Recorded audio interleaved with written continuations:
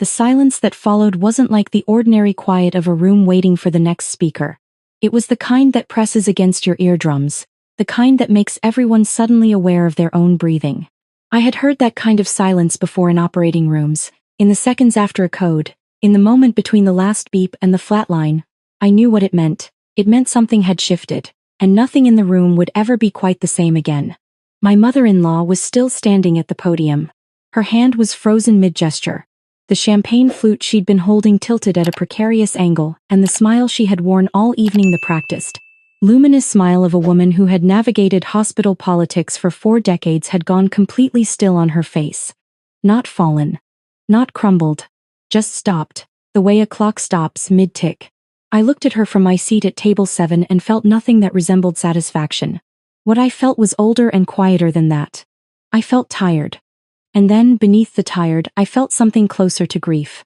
But I'm getting ahead of myself. My mother-in-law had been chief of surgery at Hargrove Medical Center for 19 years before she retired to the board. In this city, in this hospital, that meant something. It meant her name was on a wing. It meant her portrait hung in the corridor outside the surgical suites, oil on canvas, hands folded, expression serene and absolute.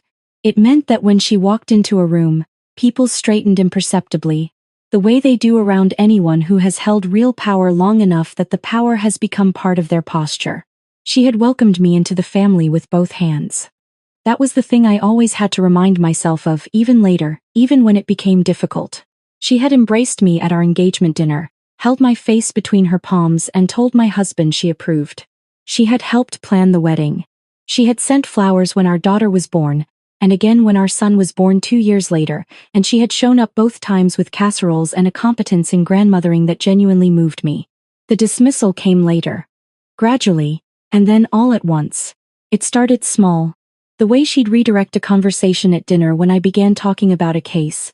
The way she'd ask my husband questions about my work, as if I were not present to answer them myself. The way she'd mention, gently, that perhaps I was spreading myself thin. That perhaps what the children needed was more of my time at home, not less. These were not cruel statements. That was the difficulty. They were delivered with the same warm authority she applied to everything else, and my husband, who had been raised inside that authority, couldn't always distinguish care from control. 3 years before the gala, I had taken a leave of absence from Hargrove. I could not explain why. The terms of my agreement with the Department of Defense were explicit on that point. I was not to discuss the nature of the project, the location of my work, the specific protocols I was developing, or the outcomes associated with any of it. I could say I was consulting. I could say it was a federal contract. I could not say that I was working 16-hour days in a facility 200 miles outside of the city, developing a minimally invasive hemorrhage control technique designed for forward operating conditions. A procedure that could be performed with less than half the equipment of a standard OR, in the back of a vehicle if necessary, by a surgeon working without a team. I could not say that we ran 214 simulations before the first field application. I could not say that I lost 12 pounds in the first 6 months and couldn't tell my husband why I looked the way I looked when I came home on weekends. I could not say that on a Tuesday in March, 2 years into the project, I received a communication carefully worded, deliberately vague, telling me that the protocol had been used in an active theater of operations and that the outcome had been, in the language of the debrief, significant. I knew what significant meant. Significant meant someone was alive who otherwise would not have been. I came home and stood in the shower for a long time. What I could say, and what I did say, to my mother-in-law, to my husband's extended family, to colleagues at Hargrove who asked, I was doing consulting work I couldn't discuss. Federal. Confidential. The silence that followed that explanation was of a different variety than the one in the ballroom. It was the polite silence of people deciding, privately, what story to construct in the absence of the real one. My mother-in-law constructed hers efficiently. She was, after all, a woman who had spent decades making quick assessments. I watched the story settle behind her eyes over the course of several dinners, the story that I had, perhaps, overextended myself professionally. That I had taken on something I couldn't handle. That the federal consulting was a face-saving explanation for a quieter kind of retreat. She never said this. Not directly. What she said at a Sunday lunch about 14 months into my absence was, it takes real courage to recognize your limits. I've always admired women who can do that. She was looking at me when she said it. My husband reached across the table and squeezed my hand. He meant it as support. I understood that. But the squeeze said, let it go, and that was the thing I could not say, that there was nothing to let go of. That I was not retreating. That the work I was doing was the most demanding thing I had ever attempted, and that I was doing it well. And that I could not tell him so in any way that would actually land. This is the particular loneliness of classified work. It doesn't ask you to lie. It just asks you to remain silent while other people fill the silence with their own conclusions, and to understand that correcting those conclusions is not permitted. I learned to set my jaw and pass the breadbasket. The leave ended. I returned to Hargrove and resumed my surgical practice. The project's final debrief included a quiet commendation from the contracting office, which I filed in a drawer and did not mention to anyone. I was told the work would remain classified for a period not to exceed 5 years, subject to periodic review. That period, it turned out, would be 3 years and 4 months. The gala was Hargrove's centennial celebration, 100 years of the medical center, a black tie dinner in the grand ballroom of the Ashworth Hotel, tables of 12 set with white linen and the particular floral arrangements that appear at every fundraising event in every major city, tasteful and seasonal and immediately forgettable. My mother-in-law had co-chaired the event committee. She had co-chaired everything at Hargrove since her retirement from active surgery. It was, I understood, how she maintained her orientation. Retired surgeons do not rest easily. My husband and I arrived together. He was handsome in his tux, genuinely happy to see colleagues, navigating the room with the ease of a man who had grown up attending these events. I wore the navy dress I'd bought 3 weeks earlier, not because I'd known what was coming, but because the event coordinator had called me the previous month with a request that I attend, phrased in the careful way of someone who is not yet authorized to tell you why. I knew the type of call. I had received similar ones before. I said I would be there. My mother-in-law found us near the bar during cocktail hour. She looked extraordinary, as she always did, silver hair, emerald earrings, the self-possession of a woman who has never once questioned her right to occupy the space she's standing in. She kissed my husband on both cheeks. She turned to me. You look lovely, she said. That color is very safe on you. Safe, not beautiful, not striking, safe. I smiled and thanked her. I'm glad you came, she continued. And there was something in the phrasing that I noticed, not glad you're here but glad you came, as if my attendance had been in question, as if I were a variable that might have been subtracted without affecting the outcome. Dinner was served. My mother-in-law was at the head table, my husband and I were at table 7, which was where they put people who are respected but not featured. I knew several people at the table, liked most of them, and spent the first hour in the comfortable rhythm of medical people at medical events, talking about cases in the oblique way you do in public spaces, referencing outcomes without referencing patients, letting the shorthand do its work. The program began after the main course. The board chair spoke. The chief of staff spoke.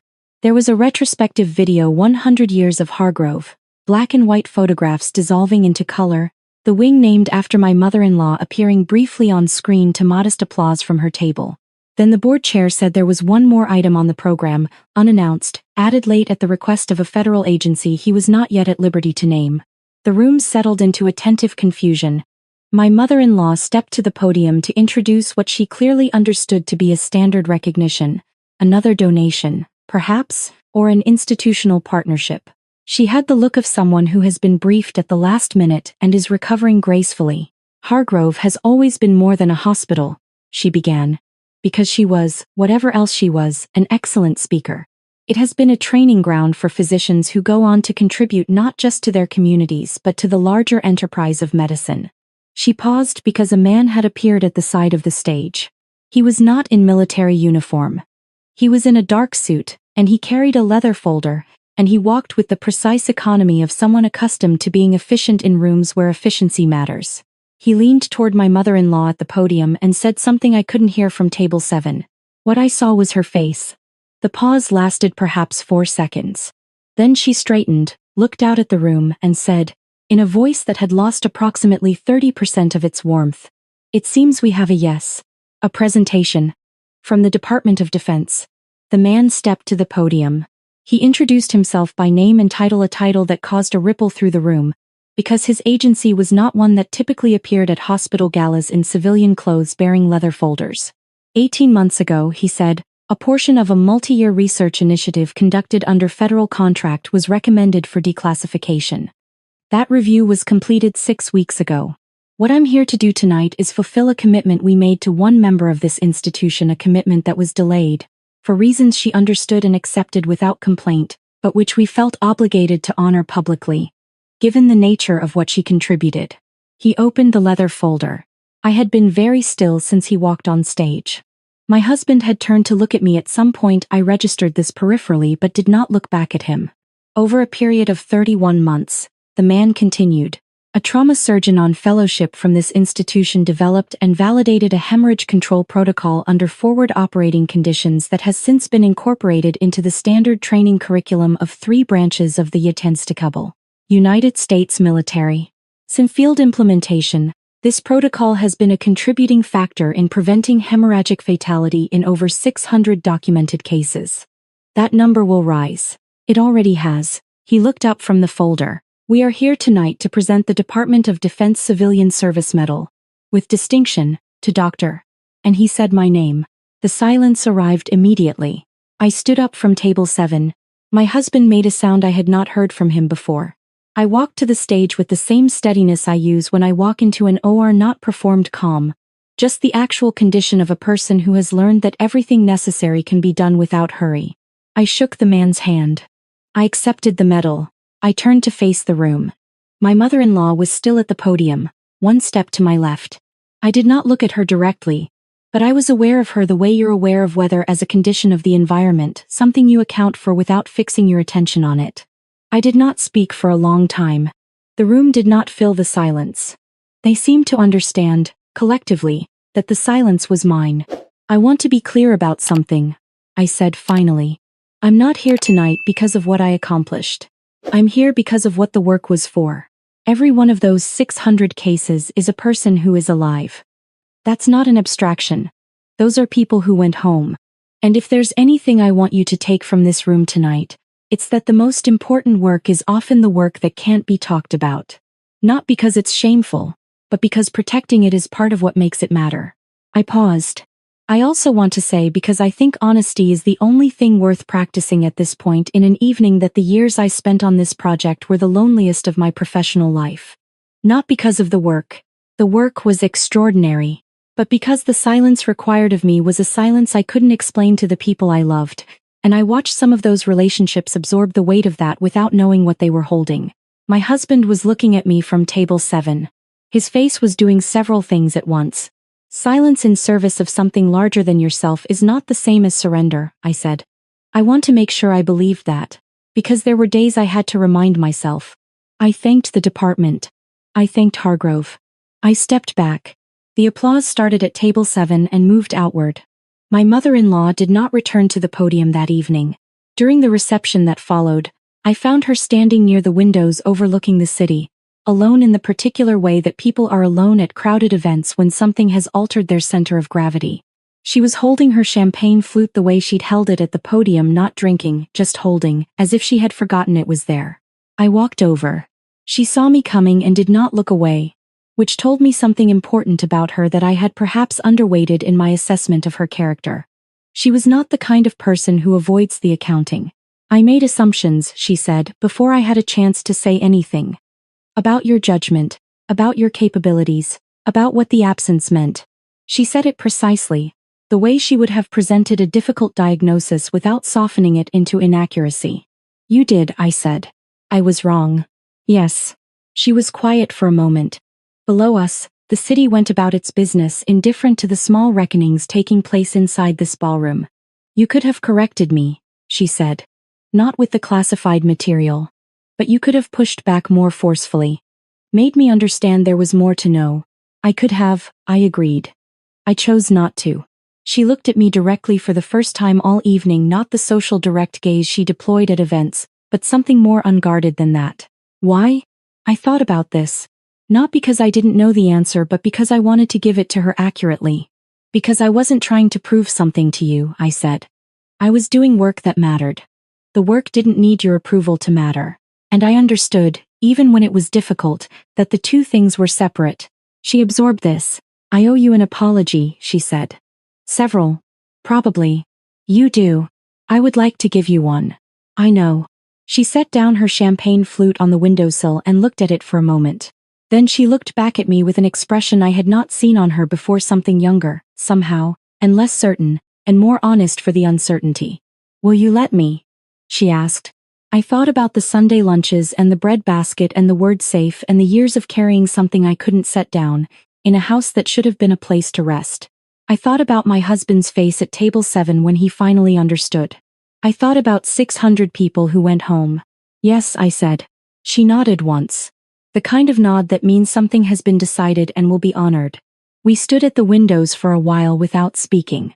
Below us, the city moved through the ordinary business of a Thursday night, people getting into cabs, couples walking, someone running for a bus, entirely unaware of the 100-year gala above them.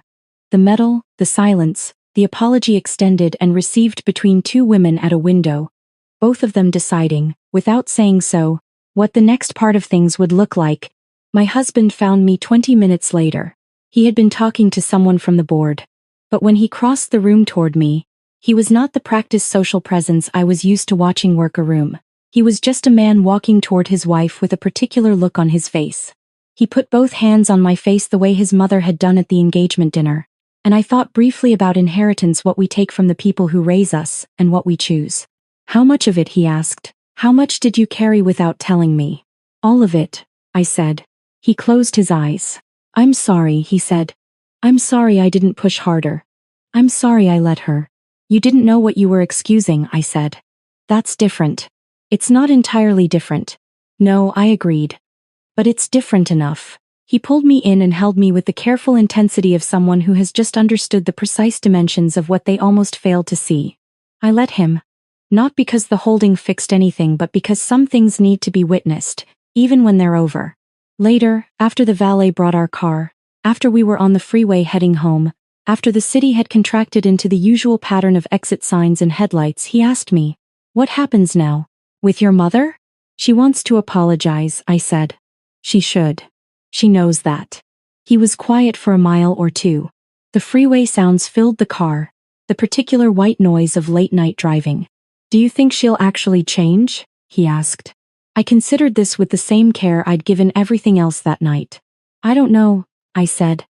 "I think she wants to. And I think she's the kind of person who does the things she decides to do. That could go either way. Most things do." He laughed softly. It was the right kind of laugh, not dismissive, just human. The laugh of someone releasing tension he'd been holding since the moment his wife's name was said at a podium and the entire architecture of a misunderstanding came down around him in an otherwise unremarkable hotel ballroom. I watched the exit signs go past. The work had been long and silent, and mine. The silence had cost something real. But the work had been worth every hour of it, and the silence had not been wasted, had been the container the work required. These two things were both true, and I was done pretending they canceled each other out. 600 people went home. That was always going to be enough. 6 weeks after the gala, my mother-in-law asked if she could have lunch with me. Just the two of us. She chose a restaurant I liked, not her usual place. Mine, and she arrived before me, which I recognized as its own form of message. We ordered. We talked, at first, about the children, the easy shared ground that had always functioned between us even when everything else was complicated. Then, without transition or preamble, she set down her fork and said what she had come to say. She had been thinking, she told me, about the particular kind of arrogance that masquerades as mentorship. The assumption that experience confers not just knowledge but judgment about other people's choices. She had mistaken the two for a long time. She was aware of it now in a way she hadn't been, and she understood that awareness was not the same as repair, and that repair would require time and consistency she hadn't yet demonstrated. "I want to demonstrate it," she said. "I'm not asking you to assume I will. I'm asking for the chance to show you." I looked at the woman across the table, the portrait in the hallway, the emerald earrings, the 19 years of a career that had mattered, and behind all of it, the genuine love she had for her son and her grandchildren, imperfect and real. "You have the chance," I said. "You've always had it." She nodded. We finished lunch. Outside, she surprised me, reached over and squeezed my hand, briefly, the same way my husband had at that Sunday lunch years ago, but with an entirely different meaning, not let it go. Something more like I see you. Something more like I was wrong to do otherwise. I squeezed back. The street was ordinary midday traffic. Someone walking a dog, a delivery truck double parked with its hazards on. The kind of scene that holds no particular significance, except that it was the scene around us when something mended, slightly. Not all the way. Not yet. But slightly, which is where all mending begins. I walked back to the hospital. I had a procedure at 2 o'clock. A difficult one. The patient had been on my mind all morning, the anatomy complicated, the margin for error narrow. I scrubbed in with the focused attention that the work always brought, that clean narrowing of the field to what matters, what can be done, what the moment requires. The technique I used was one I had refined over 31 months in a facility 200 miles away, in conditions that bore no resemblance to this room, for purposes I had not been able to name. It worked exactly as it was designed to work. That was everything. Some days feel off, like I'm standing but still falling. A little pain, a little tired, and no one to tell it all to. There are days that feel unsteady, like I'm drifting out of place. Every step just feels so heavy, with a smile I have to fake. A little hurt I keep inside me, a little weight I always hide, and 1,000 quiet worries I've been holding deep inside. There's no one here to tell it to, no one who would understand. So I carry all these feelings like they're slipping through my hands. A little broken, little lost, trying hard to just get through. All these nights I stay awake with everything I never say to you. I keep walking through the silence like it's all I've ever known. Every crowded room reminds me how it feels to be alone. There's no one here to tell it to, no one who would understand. So I carry all these feelings like they're slipping through my hands. A little broken, little lost, trying hard to just get through. All these nights I stay awake with everything I never say to you.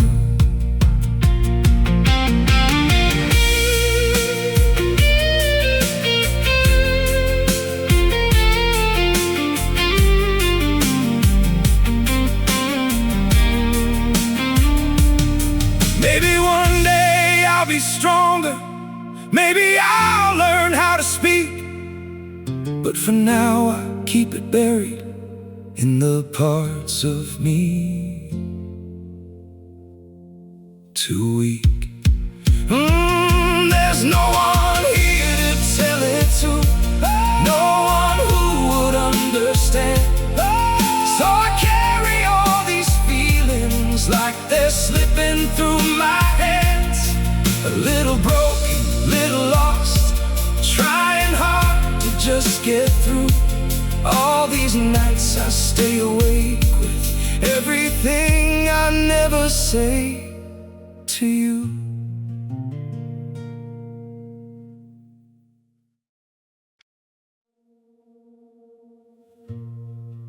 Don't pity me. My heart doesn't need your mercy. I can still stand on my own.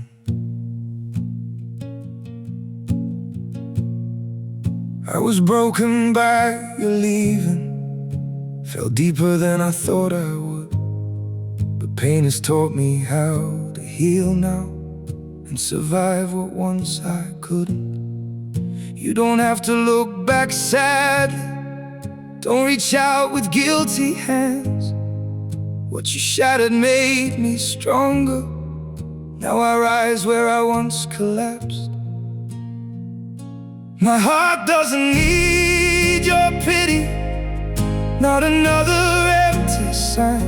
I've got enough strength left within me to rebuild this life of mine. My feet are steady through the sorrow. I can stand through all the pain. You don't have to save me, darling.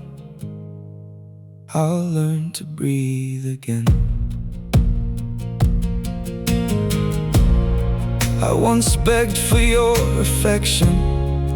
Now I've learned my worth in scars. And the man you left in pieces found his own way through the dark. My heart doesn't need your pity, not another empty sign. I've got enough strength left within me to rebuild this life of mine. My feet are steady through the sorrow. I can stand through all the pain. You don't have to save me, darling. I'll learn to breathe again.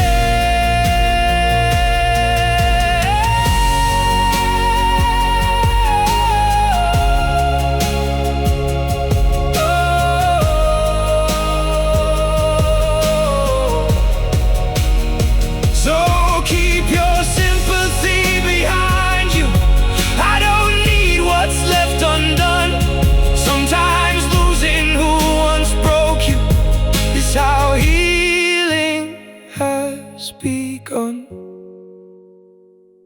My heart doesn't need your pity, not another empty sign. I've got enough strength left within me to rebuild this life of mine. My feet are steady through the sorrow. I can stand through all the pain. You don't have to save me, darling. I'll rise alone again.